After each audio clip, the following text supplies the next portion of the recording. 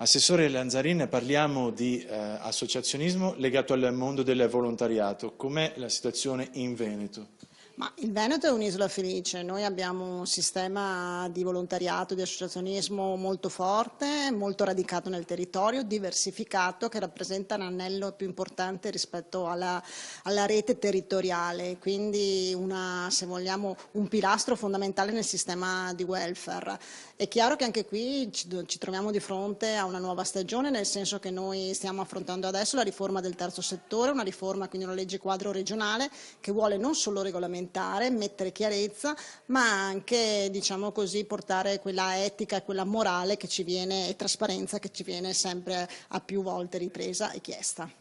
In questo ambito quali sono le necessità, quindi le richieste maggiori appunto a questo settore? L'anziano, il disabile, i giovani?